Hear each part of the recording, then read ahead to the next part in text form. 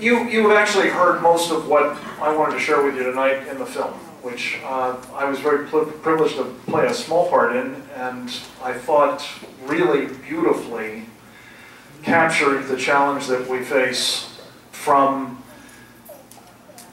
the broader array of Islamists, and specifically from the Iranian regime, which adheres to the Shia school of Islam and seeks in its way what the Sunni schools of Islam do as well, which is the triumph of their doctrine, their program, their ideology, whatever you want to call it. They call it Sharia. And if you understand that that's what they're about, it of course makes an utter mockery of the idea that any good can come of a negotiation with Hamas over the future of the Gaza Strip, or the future of Israel, which is really what's at stake. And yet that's what's, of course, afoot at the moment with our own government. I'd be delighted to talk to you about that, perhaps in question and answer. But in the hope that I would have some visual aids here, let me just give you a sense of what I think I really ought to share with you, which is a bit more detail on a theme that I, among others, talked about in the film, which is how does a country like Iran, which to be sure has a lot of oil wealth, has a fair number of people, is in a very strategic position in the Middle East, particularly with respect to its ability to control other people's oil exports through the Straits of Hormuz. But how does a country like that, especially where it is today, which we think is still a little shy of having nuclear weapons, still, we are told, does not have long-range ballistic missiles, how does it threaten us in a way that, in the words of its former president, and by the way, let me just say that even when he was president, he didn't actually run the place. So the fact that he is the former president now doesn't actually materially alter what was the policy of the country and the government of Iran while he was president, before he became president, and certainly that applies today despite the new leadership. And of course this film was made a couple of years ago, so it predated the Rouhani election, the moderate new president of Iran. It predated, as you know, the negotiations with Iran to end their nuclear weapons program. It predated the extension of the 6-month deal that was supposed to mark the end of that nuclear weapons program, and so on. But what abides, and what is really important for the purposes of our conversation tonight, is what did they mean when Mahmoud Ahmadinejad kept saying, a world without America is not only desirable, it is achievable. So what did he mean when he said a world without America is not only desirable, but achievable? Did he mean that Iran would be able to destroy the United States with the kinds of terrorism that it's been engaging in since this regime came to power in 1979? I don't think so. Did he mean that Iran could engage in the kind of cyber attacks that it has been perpetrating for some time now against some government agencies in this country and some private sector entities in this country? Well, possibly, but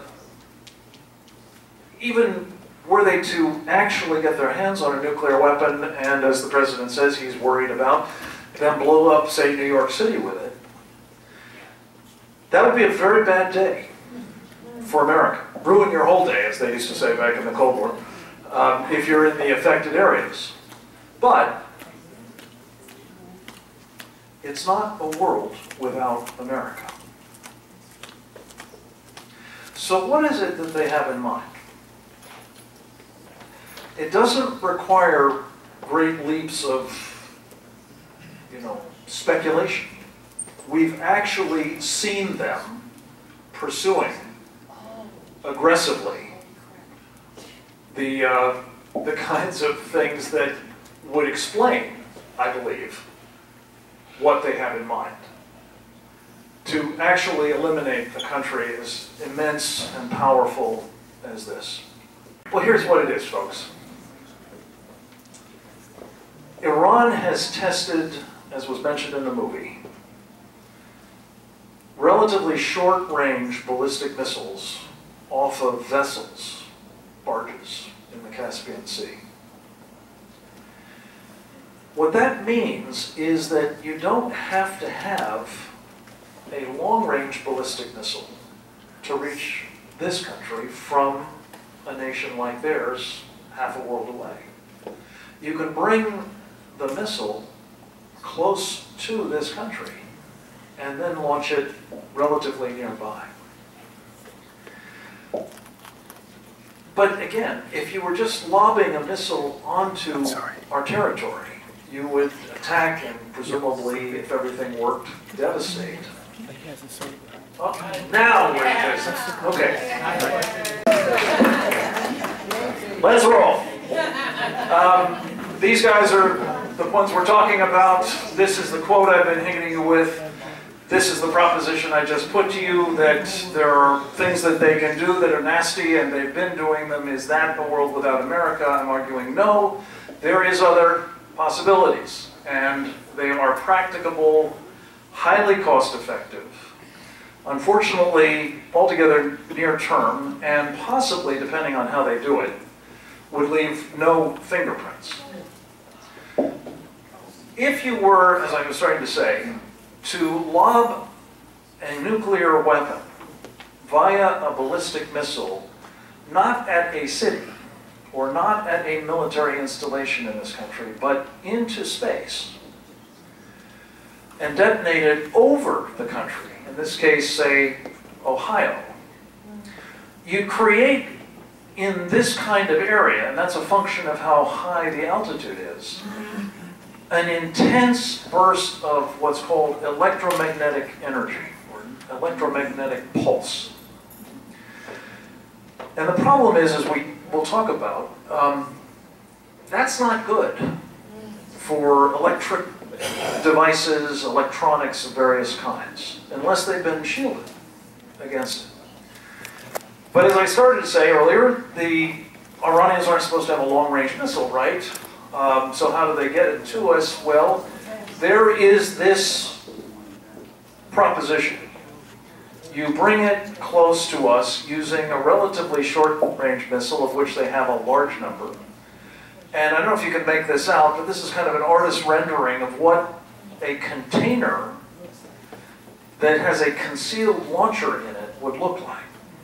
The Russians actually have on sale a system like this that is used to launch cruise missiles. I believe that they could easily adapt it for ballistic missiles as well, and certainly others could in addition. So this is the scud-in-a-tub threat, as it's called. How credible is that? Well, this tub, the Chon Gang, a North Korean flagged vessel, was intercepted about a year ago in the Panama Canal, and under 10,000 tons of sugar, they had 2 of these missiles on their launchers. For those of you of a certain age, and I see several of you out there, you may remember these were the missiles that were used, SA-2s, to shoot down Gary Power, who was flying a spy mission back in the earlier days of the Cold War. They are nuclear capable. They would not get you all the way to an optimal altitude, but high enough to do a lot of damage with one of those electromagnetic pulses. Well, is there reason to believe that North Korea would have something like that in mind? Well, have it with this. Back in April of last year, this little dude, I call him the Dear Leader 3.0, was photographed with his general staff against the backdrop of a map here showing the United States with the title prominently displayed, "The Strategic Forces Plan to Strike the U.S. Mainland." Not too subtle. Especially given that this isn't the first time they threatened to attack us with nuclear weapons. They have them, they've tested them, and not least, they have collaborated very closely with Iran on both the nuclear weapons and on ballistic missiles. So this is not a trivial concern. By the way, there's another of those vessels that's been steaming around the Caribbean this year. They have a funny practice, not funny ha-ha, but funny, peculiar, of turning off the transponders. Those of you who've been following airplanes that keep disappearing will relate to that. Well, the same thing happens with ships. They basically can disappear without that signal being sent as to what their location is. They don't literally disappear, of course, but we lose track of them because there are lots of ships at sea.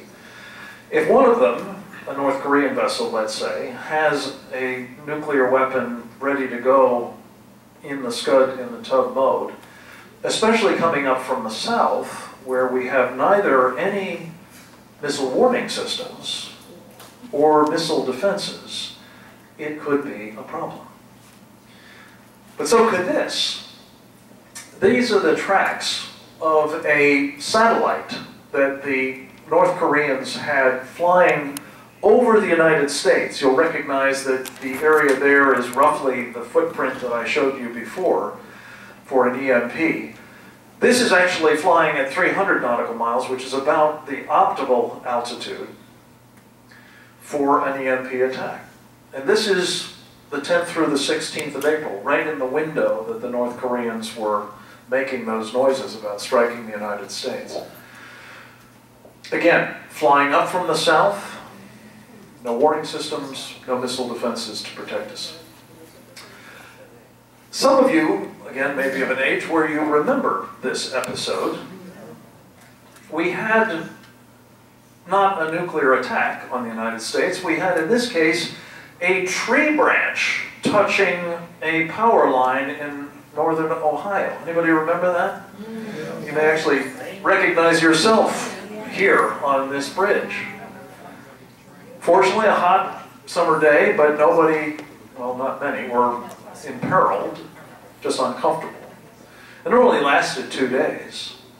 But that tree branch knocked out the power in the eastern part of the United States from roughly Michigan to New England.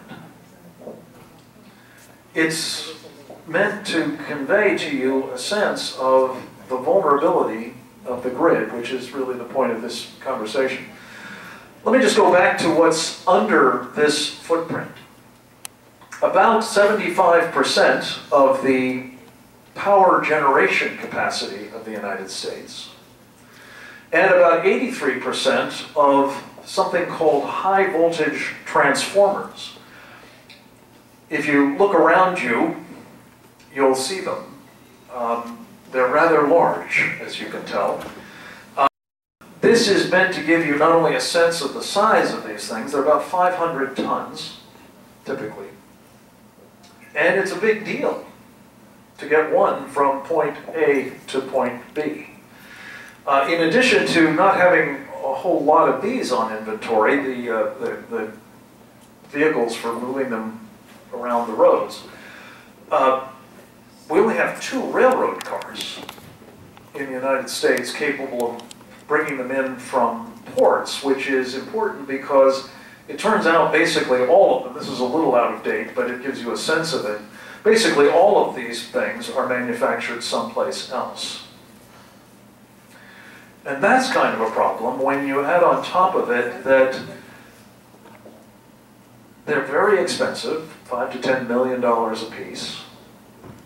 They have to be custom made for the place in the grid that they're going to go. If you have to get one made for you, you have to get in line in one of the other of these countries. And that can take up to a year to get to the front of the line, and once you're at the front of the line, it can take about a year and a half to get them actually made. It's a very time-consuming, painstaking, more or less hand-built kind of manufacturing process. And why that's so problematic is these things are absolutely indispensable to the grid. If you lose one, it is a problem. If you lose bunches of them, it's a disaster. Partly because they are so difficult to replace. Detonating a nuclear weapon in space is the most efficient way to take down those transformers nationwide and a lot of other things beside. It just happens it's not the only way. And I want to just walk through with you quickly some information about other techniques whereby enemies of this country can exploit the vulnerabilities of our grid.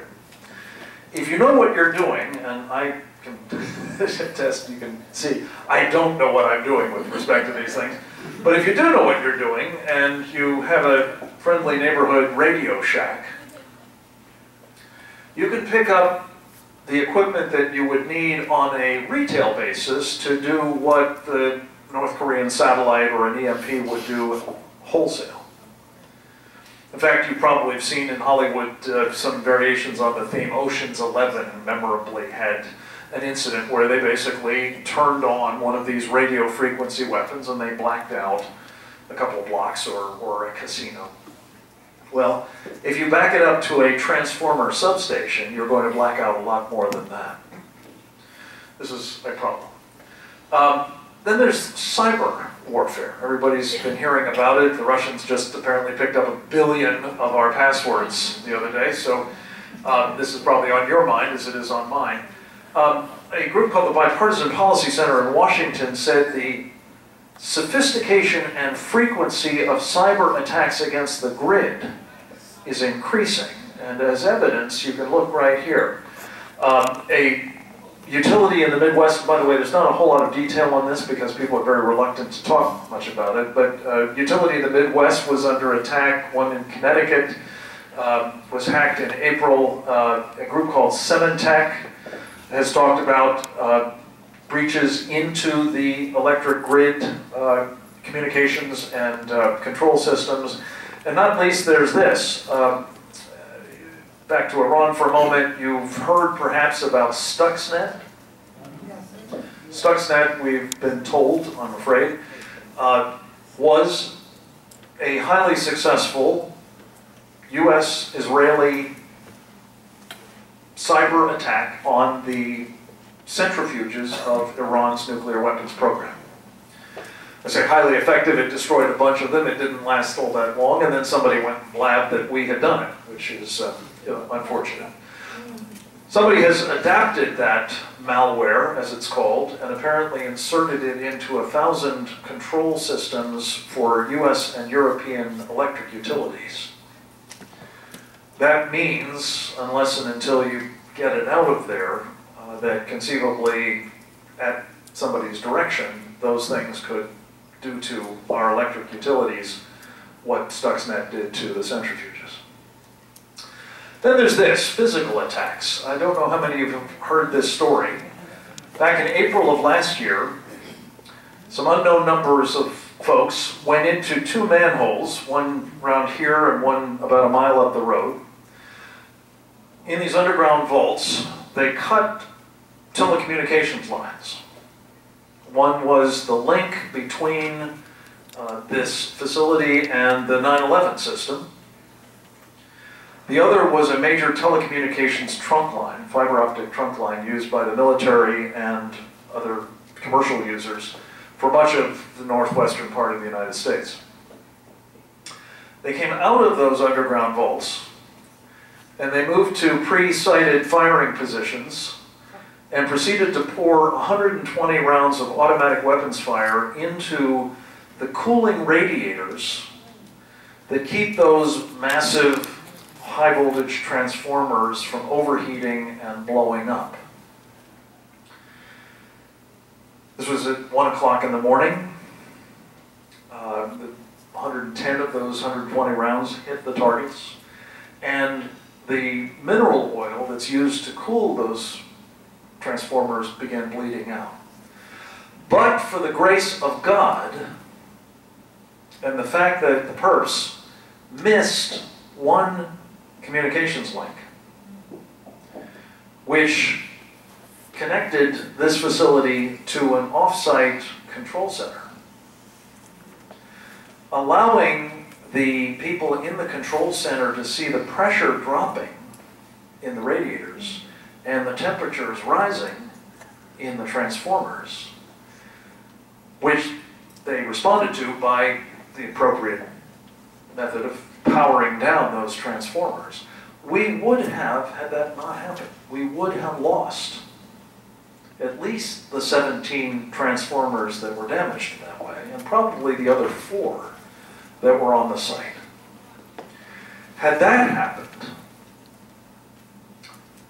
much of the San Francisco Bay Area and Silicon Valley would have been blacked out, possibly for years.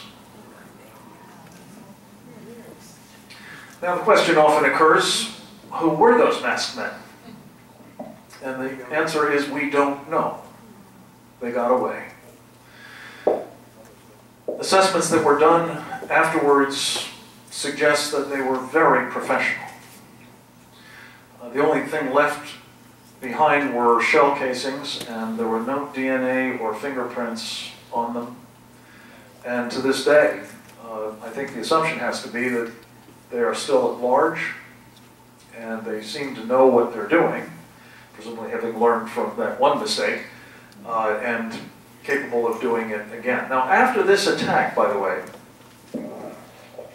we learned from the Wall Street Journal a couple of months ago, the organization in Washington that is responsible for sort of overseeing the grid, called the Federal Energy Regulatory Commission, asked for a study to be done of how many of those substations, if successfully attacked in this fashion, it would take to bring down the grid. And the answer was 9. Now, 9 is not a very large number. And it turns out it's not just one subset of 9, there are several subsets of 9 apparently, but again, assuming that you are knowledgeable, proficient, in place, and determined, it would not be difficult, I think it's fair to say, to take out 9 of these substations and cause catastrophe. If you have doubts as to whether the bad guys understand that reality, I convey to you these points. In Michoacan, a state in Mexico, back in April, a drug gang called the Knights Templar turned off the grid overnight so that they could go in and whack a bunch of the competition, which they did. Al-Qaeda in June took out the grid of Yemen, the national grid. Not that it's that big a deal in Yemen, mind you, but they did, and they certainly understood the value of it. In June as well, in Nogales, in this country, down by the border in Arizona, somebody placed what they call in the military improvised explosive device next to a large fuel tank, which, had it blown, would have taken out that transformer substation with serious implications for both the 30,000 people served by that substation and for the border. You think the border was porous? Now, imagine without power. So, I want to just wrap this part of the brief up by saying, bad as all of those things are, and they are bad, we are on notice that the bad guys know that these bad things could be done to us. Let's just say, for the purpose of discussion, that none of them happened.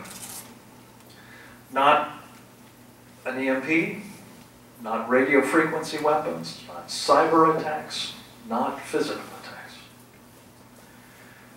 There's this one other problem. That this is not to scale in terms of the distance to the Earth, but the size of the Earth relative to the Sun is to scale. And the size of this thing coming off of it is also to scale to the size of the Earth.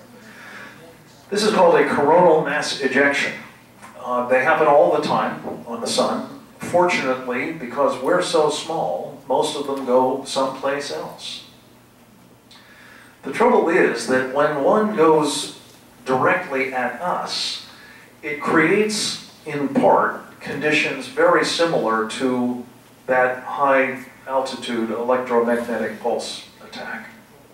Immense amounts of electromagnetic energy screw up the magnetosphere and interfere with electronic devices and electrical systems. The last time this happened was 1859. This is what we had in the way of an electrical infrastructure, telegraphs. And the wires and offices for the telegraph systems that were in place here and in parts of Europe caught fire. And a fellow by the name of Richard Carrington observed this and saw solar flares taking place on the Sun, massive solar flares, and made the correlation between the two. Scientists have, since his insight, calculated that roughly every 150 years, one of these massive solar storms, coronal mass ejection, solar flares, whatever you want to call it, comes directly our way. And if you're following this program, you will recognize that 1859 was 155 years ago. We are, in other words, in the zone. And that means that this is another problem that we cannot ignore by leaving our electric grid vulnerable to these sorts of electromagnetic phenomena. This is what happens even when a relatively small storm takes place under certain circumstances. That would be one of those high voltage transformers burning up. And for reasons that I've mentioned, that's a problem, even when there's just one or two of them that are going, let alone bunches. This gives you a sense of the magnitude of the problem, of a Carrington-class event, as they're called, from the National Academy of Sciences. It estimates, and honest to God, I have no idea how they could come up with this number, but they did. $1 to $2 trillion, and something on the order of 4 to 10 years to try to unscramble the eggs if the United States were to be afflicted with one of these things in our present perilous condition. This is another variation on the theme from another group. You probably have heard of them, Lloyd's of London. They're in the risk business.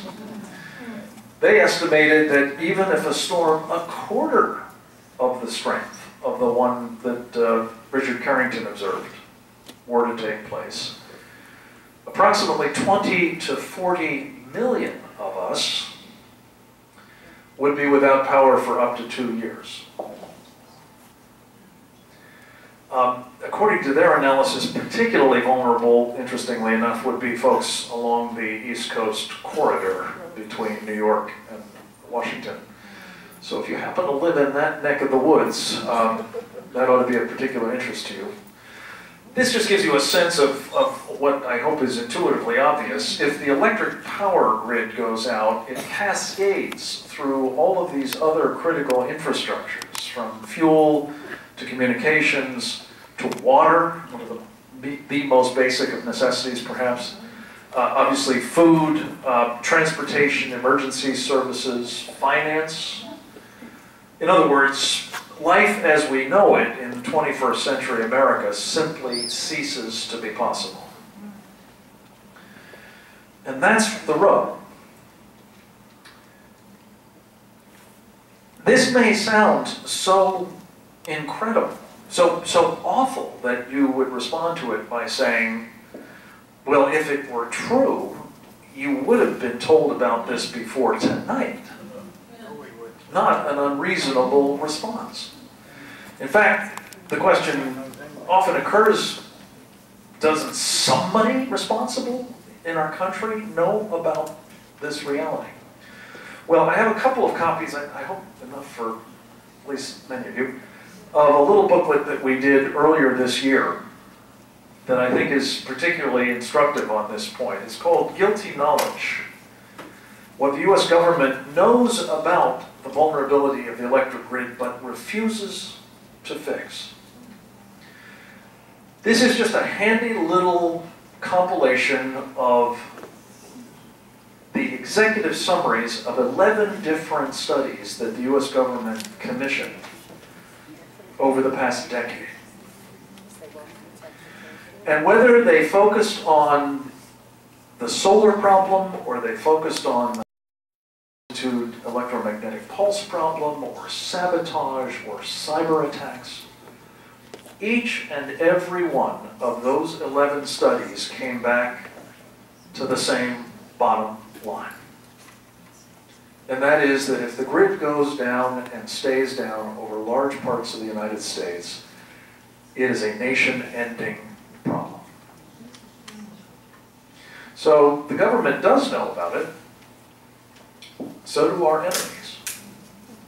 The only people who, I'm fond of saying, are in the dark about this are, well, you.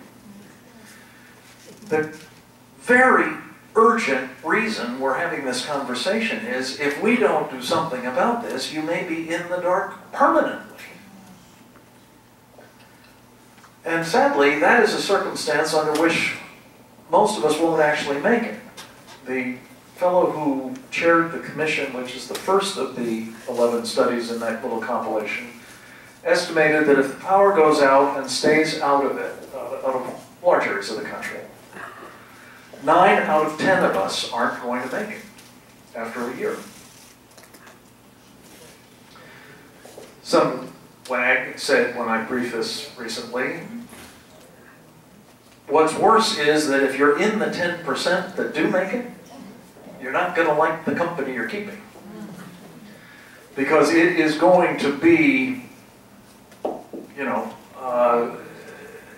well, an environment in which you face societal breakdown with widespread privation and desperate people doing desperate things to survive. And I don't know about you, I just as soon give that a miss.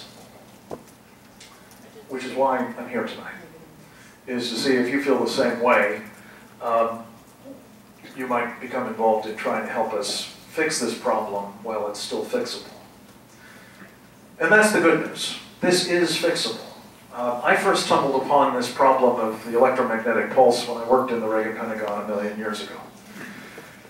I didn't know about this solar thing until about a year ago, which is what kind of kicked me into gear, thinking, this really actually takes precedence over just about everything else. Because even if that EMP and so on isn't as serious a problem as I think it is, especially with an Iranian regime that wants to bring about a world without America and is acquiring the means of doing it, and the North Koreans, and by the way, the Russians and Chinese and others, the solar bit is a showstopper. So what did the Pentagon do when they discovered back in the early 1960s this phenomenon of electromagnetic pulse? They began protecting things that mattered to their deterrent function, specifically nuclear forces and command and control systems.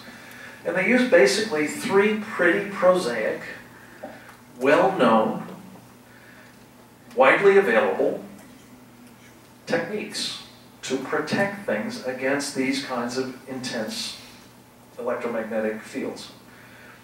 Surge protectors. Anybody have a computer that isn't plugged into a surge protector? Good.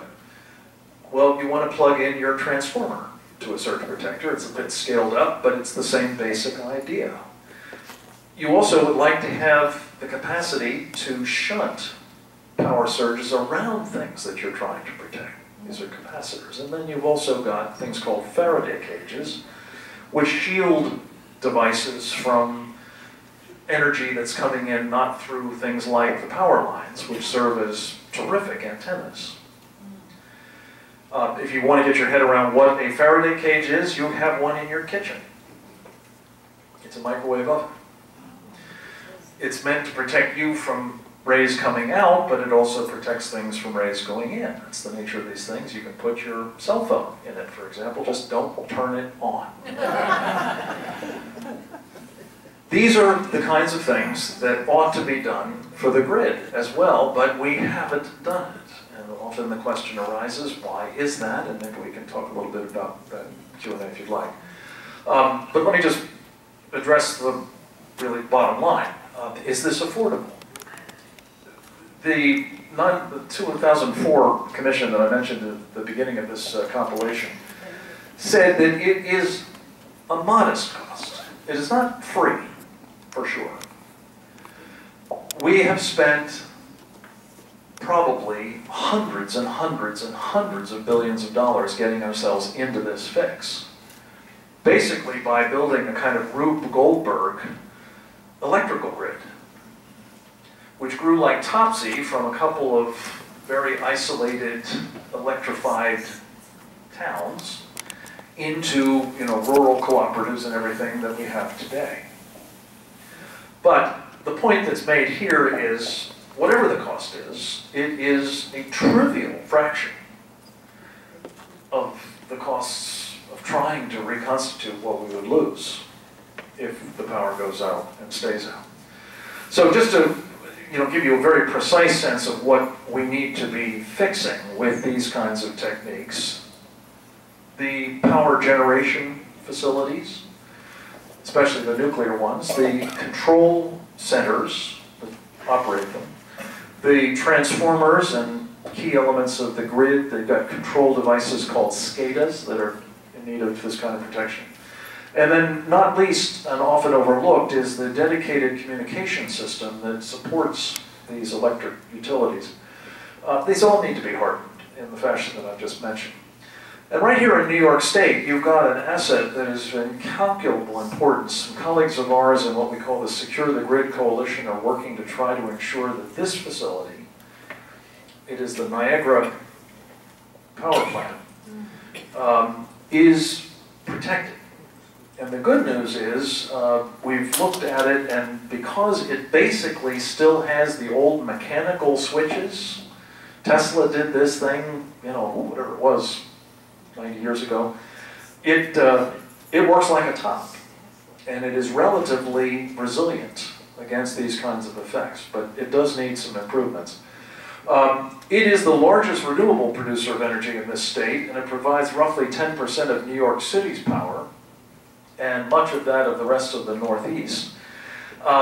It operated when that blackout took place back in 2003, and that stood in stark contrast to about 500 other power plants and 22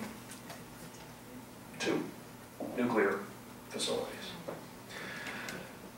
This is an interesting little data point. There are 21 transmission lines that come out of that facility in Niagara Falls. And interestingly enough, there is a road that runs right by these things. I'm told there's one that actually runs over part of it too, but I think that's off the particular visual. And the concerning thing is these characters, who you may recognize as the Lackawanna Six, who were initially thought to have come into the country. They were from Yemen originally, but lived in Lackawanna, with the purpose of doing other mischief. But it turns out their plan was actually to try to blow up that hydro plant. And it would have been devastating. Now, interestingly enough, just yesterday, the president announced that he was prepared to put $7 billion of our dollars to work trying to power Africa. Now, whatever one thinks of that idea, and there is some merit to the case, I'm sure, I'm kind of the view that at least the $2 billion that the guys who wrote that commission report that I keep referring to estimated it would take to harden the critical elements of the electric grid ought to be something we apply money to as well. In short, I think we cannot afford not to secure the grid. So, bottom line, I hope I've persuaded you that this is a real threat. This is not simply something that people like me are fulminating about. There is validity, and probably I'm understating the validity. In fact, just to give you an example, I was at the National Space Weather Center in Boulder, Colorado about 3 weeks ago now, and talking with the guy who runs it. He was talking about the experience when 2 years ago, I don't think I mentioned this, but 2 years ago, almost to the day, last week, one of those immense coronal mass ejections came out of the sun, and it went to a point in the Earth's orbit where we were going to be 9 days later. That, in astrophysics terms, is called a close call. And his estimate, he was sitting in the control room at the National Space Weather Center at the time, and he was watching these solar flares move from the side of the sun to basically dead on. And he said that the pucker factor was rather high at that point. But one of the other things that he said, which is intriguing and frightening, is he said, we don't know what space is capable of throwing at us. The worst may not be that Carrington event. It may be something even more awful. So the point is that this is, I think, in fact, a real problem. We could indeed see, whether it is at the hands of Ahmadinejad's friends or others, the vulnerabilities I've described translating into literally a world without America. The costs of fixing these things, and we can talk more about it if you'd like, clearly are bearable, given what's at stake. And we've got to do this now. NASA marked the second anniversary of that big event 2 years ago with this little tagline at the end of its press release. It said their estimates are that the probability of that Carrington-class event hitting the Earth in the next decade is 12%. Now, 12% is a little better than the odds of Russian roulette with a 6-cylinder revolver, but not a whole lot. And would any of us play Russian roulette with our own lives, let alone with the lives of everyone we love in our country? I hope not.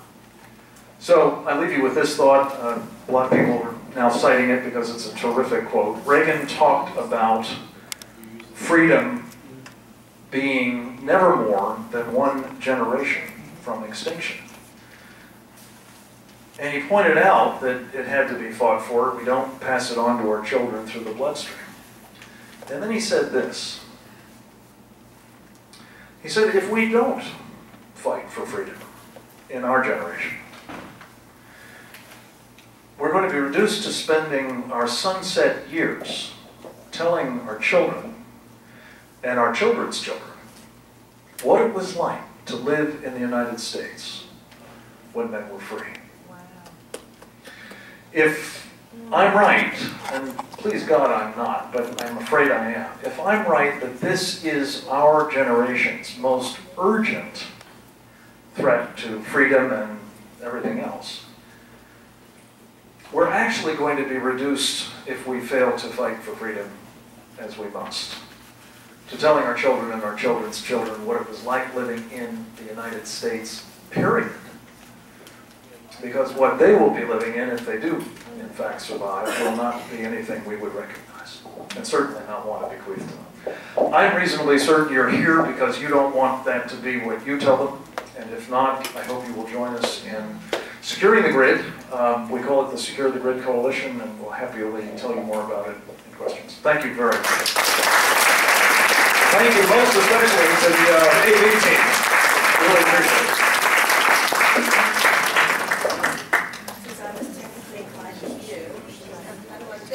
Okay. I see that you're chomping at the bit. This is the time when you participate by asking Frank Gaffney the questions that are most probably on your mind right now. But I must say one thing. No statements, please. We have ample time, but limited time. No statements and one question per person. John Musella, by the way, oh, hi John, hope you can put this on. John, by the way, was wonderful and printed out all the forms that you have on your chairs. Thank you, John. Okay, John, please go and select.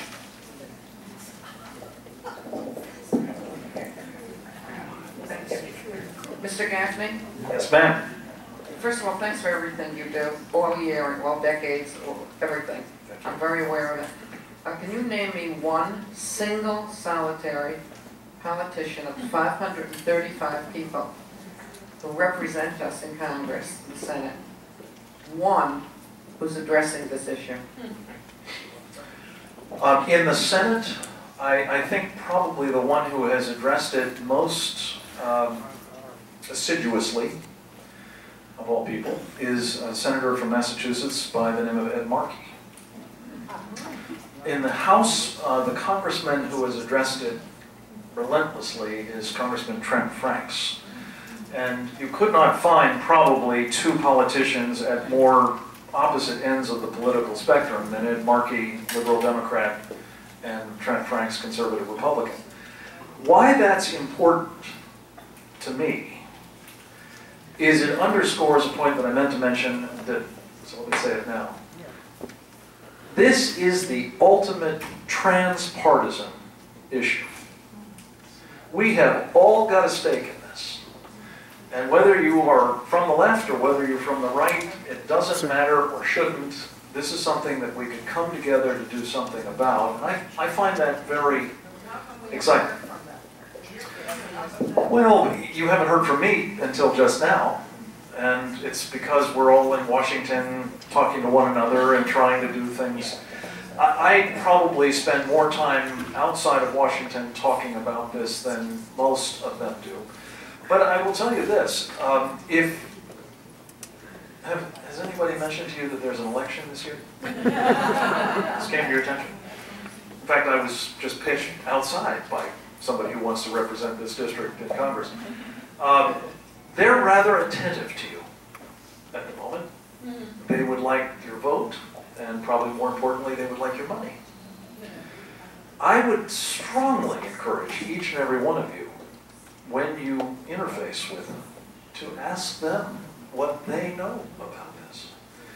Because I will tell you, having spent most of my adult life in Washington, one of the things that I've learned is the incredibly powerful effect of one member saying, Charlie, you're not going to believe what I just heard on the campaign trail, to somebody else in the cloakroom. So if we can get some buzz going, that people, just regular folks like you, care about this, it is going to immeasurably increase the likelihood that people will at least try to figure out what this is about. And the beauty of it is, we've been doing this briefing now for a bit. I have yet to have anybody sit through it and come away indifferent to the problem. They'll all say, well, we've got to do something about that. Now, some of them are going to say, I'm going to move this to the very top of my agenda. Most of them won't, frankly, but they will do that much more likely if you say to them, this matters to me.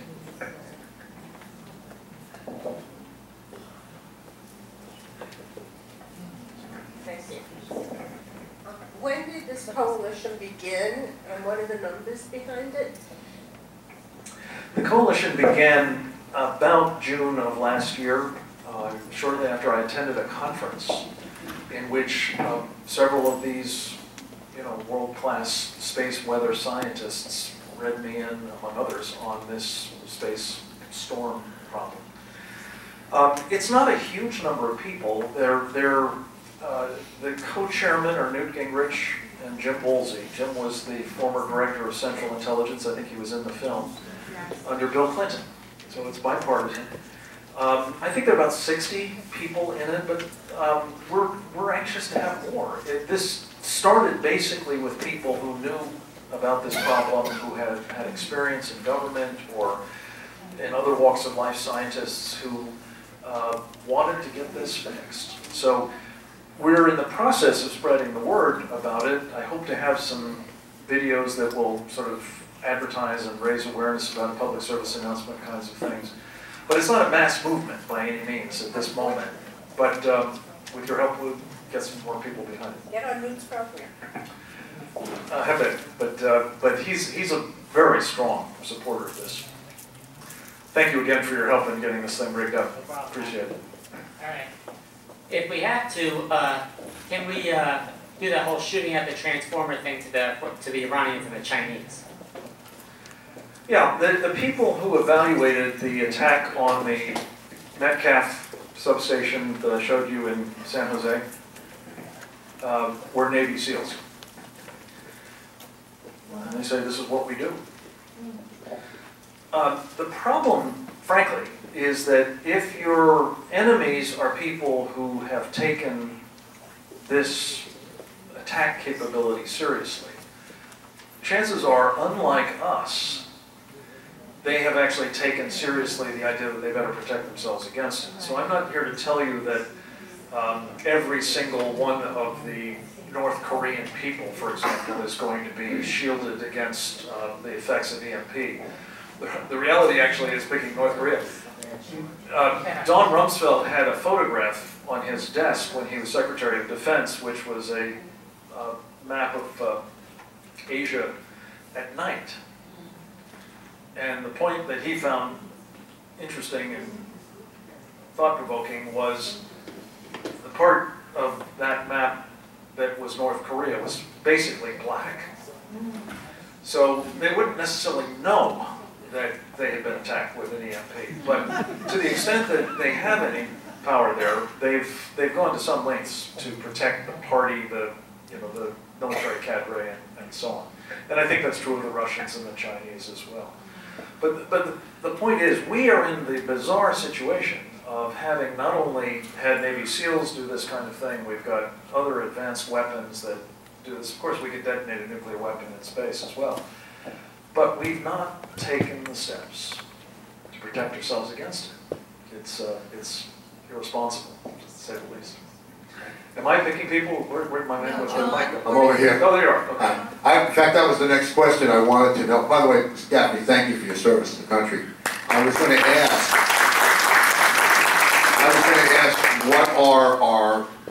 what are our potential enemies? Russia, China, Iran. What are they doing? You've just addressed that. Specifically, China and Russia. Again, China obviously has immense financial assets now. Russia is, as it's been described, as a gigantic gas station, which if the price of oil keeps going. I just want to know what are, say, specifically Russia and China doing?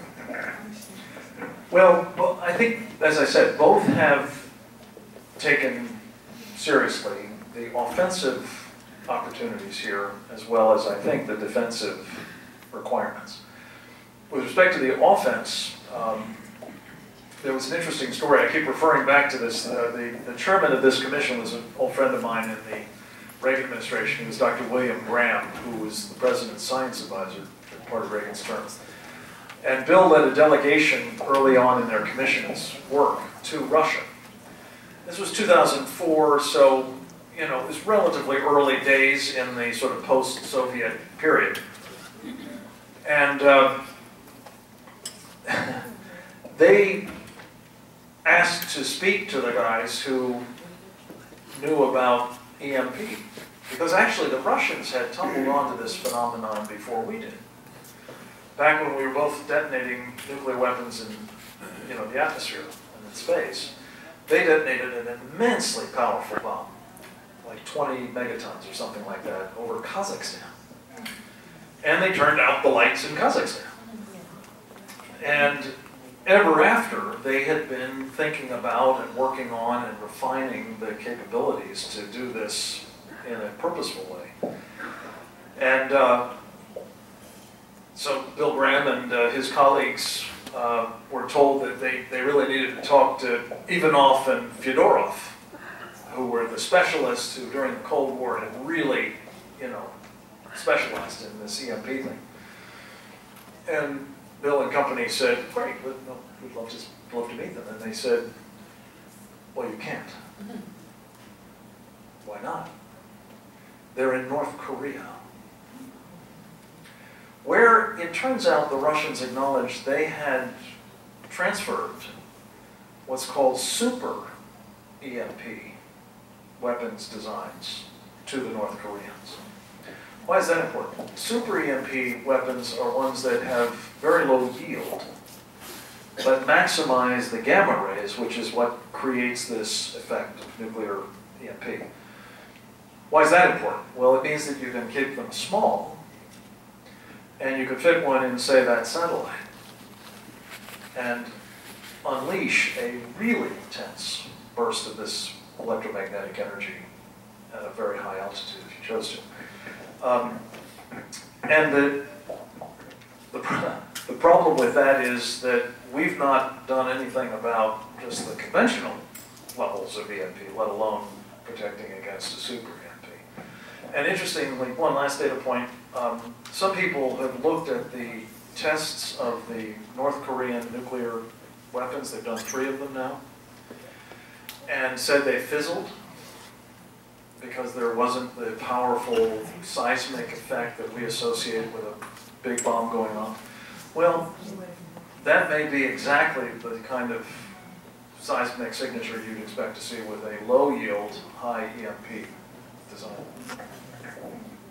Frank, in your opinion, short of the United States utilizing nuclear weapons, do we have the military capability of eliminating Iran's nuclear potential without putting U.S. troops on the ground in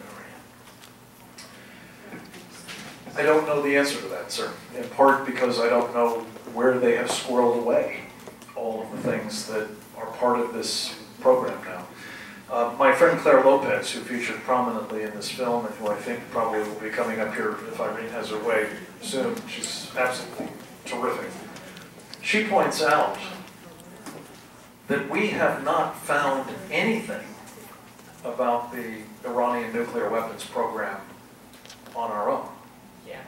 Somebody has revealed what's happening. The opposition in some cases, I think the Israelis in other cases. We've had lucky breaks. And the trouble is we keep having revealed to us some unbelievably big, deeply buried, extensively defended complex in some part of Iran or another, where evidently they have had centrifuges spinning and scientists working and testing of various kinds being done.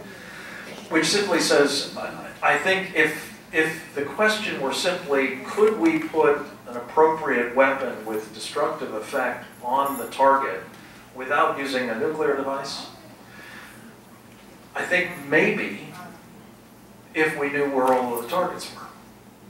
But between not knowing where the targets are and knowing that they have gone to these great lengths, I mean hundreds of meters underground in granite, we now find these complexes. That's a very hard thing to attack decisively with a non-nuclear weapon. And I'm not even sure we've got a nuclear weapon that would be able to do it, to be perfectly honest.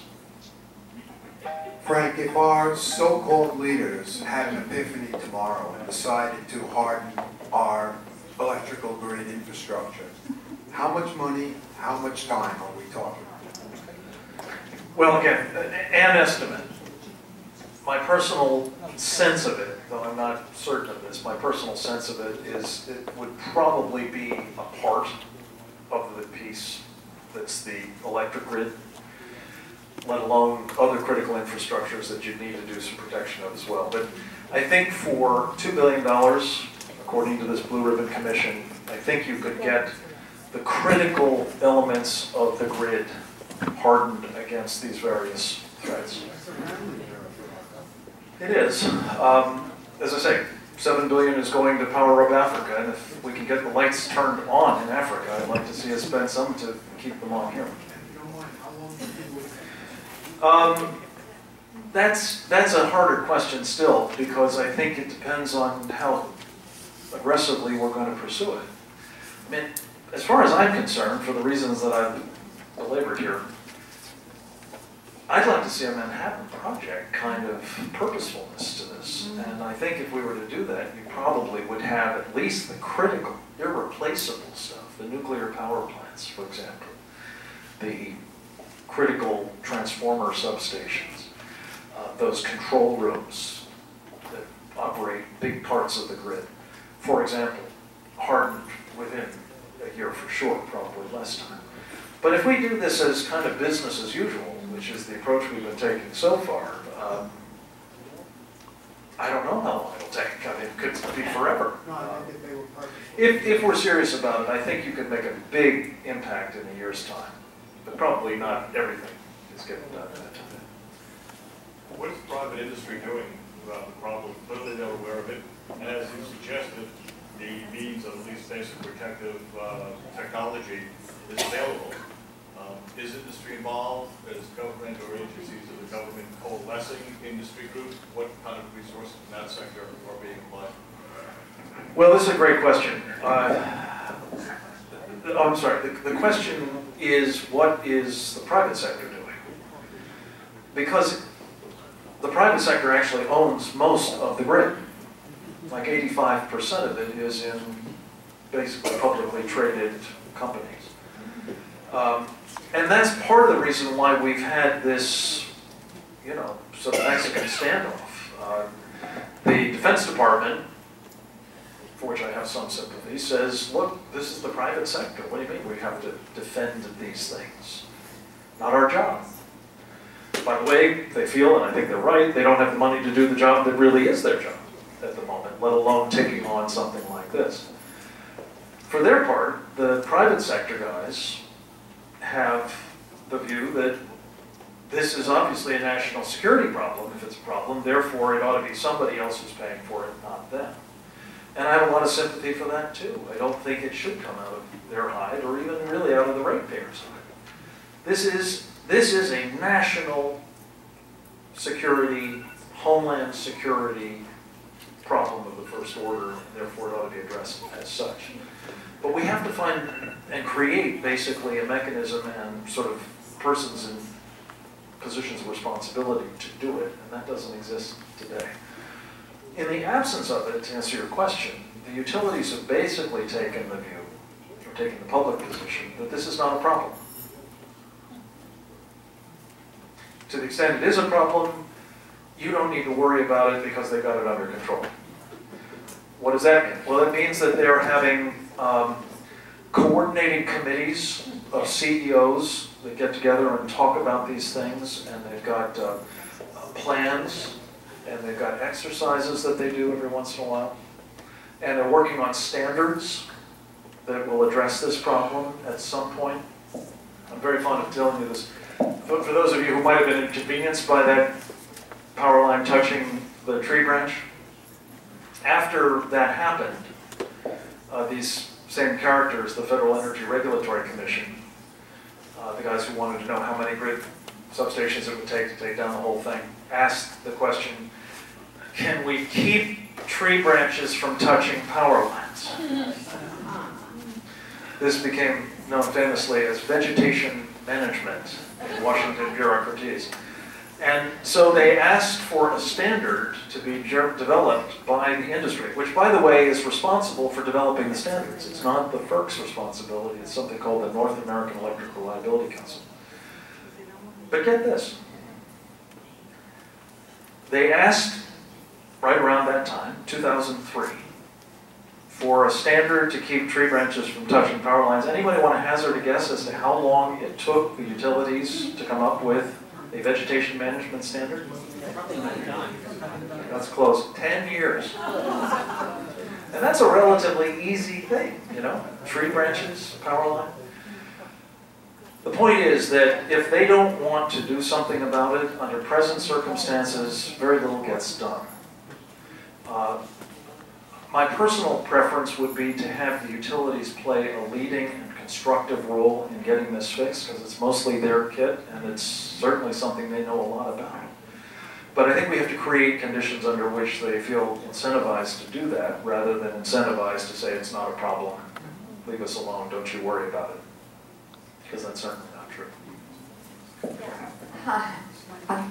Oh, an announcement. We are going to take 2 more questions so that we have enough time for people to buy the books, and Frank can continue to sign them and answer questions. So we're going to take 2 more. Yeah, my question is, I asked my husband, do we have the Iron Dome system that is set up or something similar? Because I just Googled it to see whether or not it would show up in relation to the United States. It does not. We just have it in Israel. I mean, I assume that the United States perhaps helped with the development, but do we have it? Or do we not feel that we'll be hit? Are we not frightened about being hit? One of the proudest things I was able to do when I was in the Pentagon a long time ago was help create the arrangements under which the United States began cooperating with Israel on missile defense. That led first to the Arrow program, and successive generations of arrows came out of it, and the Iron Dome, and now David's Sling, and some laser programs. There's been a lot of very important collaboration between the two sides. We have indeed invested considerable sums in it. In fact, Congress, on its way out the door, put $270 million, I think it was, into helping replenish the missiles that have been expended by the Israelis in defending themselves against this onslaught of missiles from Gaza. We, to my knowledge, have not bought it, this particular system, principally because it's designed for very short-range kinds of attacks. We have a variety of missile defenses of varying capability, frankly, to defend against the kind of longer-range things that we think we're more likely to be subjected to. I'm good with that. I just would like to see the stuff that we have to defend us against these Iranian missiles, for example, be as effective as we can make it. And I really have to regretfully tell you this. I think the Obama administration, which has had kind of the doctrinaire view of many on the left that missile defenses are a bad thing, has really let what missile defense systems we have, particularly against very long-range missiles, atrophy. As you may know, President Obama, one of his first acts in coming into office was to cancel a program that was designed to defend our friends and forces in Europe against Iranian missiles, and also defend the homeland. And that thing's gone over the side, and it turns out now they're supposed to get a long-range missile capable of reaching us next year. And we don't have in place the kinds of things certainly there that we would love to have. So it's I know we're under the one question rule and we're out of time, so I won't take it again, but I'm happy to talk. We could be at short range. You just made that point that a boat could be just short distance. Short range is not short range like mortars or Katyusha rockets. It's short range like scuds that we're principally concerned about. Now look, I mean, what's coming from the Mexican side of the border these days could well be the sort of thing that it'd be nice to have iron domes to defend against in the future. I don't know, but for the moment, that's not the problem that we're worried about. I think this gentleman's got the mic for the last question, sir. Just to clarify something, we in America are not just the only country subject to the EMP from solar flares. It has to be almost every country on the planet. Do you know if any other countries are pursuing this, protecting themselves or anything like that? Yeah, I've tried to address that in various different ways before. I think that the bad guys are taking steps to try to protect at least the things that they care most about, which are their leadership cohorts and their military capabilities, their party, if they have one, key parts of their industrial capabilities and that sort of thing. The good guys, such as they are around the world, are mostly not, as best I can tell. I think the Israelis are starting to focus on this. I think that the Brits are starting to focus on this. I think probably some others are beginning to. But by and large, most of us have just not taken this problem to heart until now. And I pray to God that we still have time enough to get our hands around it before something bad happens. With that, I will stop and thank you very much for your attention. What a fascinating and compelling presentation by Frank Gaffney. Let's give a big round of applause. An experienced and enlightened and erudite person. We are so fortunate to have been listening to him tonight. And a couple more things. You have I believe, a sheet of paper that says the Center for Security Policy, stay in touch. Please fill that out and leave it on the back desk. And also the two books that I mentioned earlier, Sharia, the Threat